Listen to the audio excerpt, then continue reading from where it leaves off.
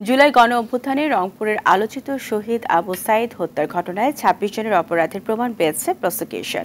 আগামী ২ মাসের মধ্যে মামলার তদন্ত শেষ করতে বলেছে ট্রাইব্যুনাল। এদিকে হত্যা চেষ্টা মামলায় যাত্রাবাড়ী থানার সাবেক ওসি আবুল হাসানকে ৩ দিনের রিমান্ড দিয়েছেন আদালত। রিপোর্ট করছেন ইফতেসামুল গনি। জুলাই আগস্ট আন্দোলনে আলোচিত নাম রংপুর বেগম রোকেয়া বিশ্ববিদ্যালয়ের শিক্ষার্থী আবু সাইদ। ক্যাম্পাসের সড়কে আন্দোলনে অংশ নেয় নিরস্ত্র এই শিক্ষার্থী পুলিশের নির্মম গুলিতে লুটিয়ে পড়েন। মরণঘাতী অস্ত্রের আঘাত গুরুতর হওয়ায় বাঁচানো যায়নি তাকে। স্বৈরশাসক শেখ হাসিনার পতনের পর এ ঘটনায় আন্তর্জাতিক অপরাধ ট্রাইব্যুনালে মামলা হয়।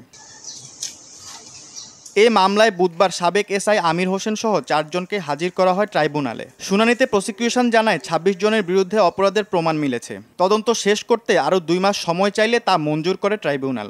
৪ জনকে ট্রাইব্যুনালে হাজির করা হয়েছিল।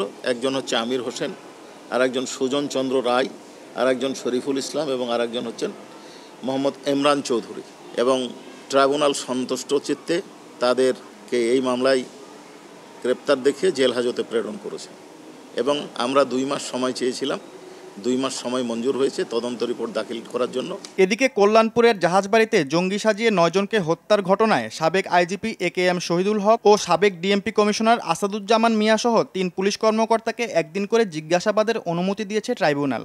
জঙ্গি নাটক সাজানোর যে ঘটনা ঢাকায় ঘটেছে, বিভিন্ন দেশে ঘটেছে, সেই মামলায় গ্রেপ্তারকৃত আসামি AKM শহীদুল হক সাবেক আইজিপি, মোহাম্মদ আসাদুজ্জামান মিয়া সাবেক ডিএমপি কমিশনার এবং জসিমউদ্দিন সাবেক ডিসি মিরপুর, এদেরকে আমরা ইন্টারোগেশনের জন্য আবেদন করেছিলাম। অনারেবল ট্রাইব্যুনাল আমাদের আবেদন মঞ্জুর করেছে।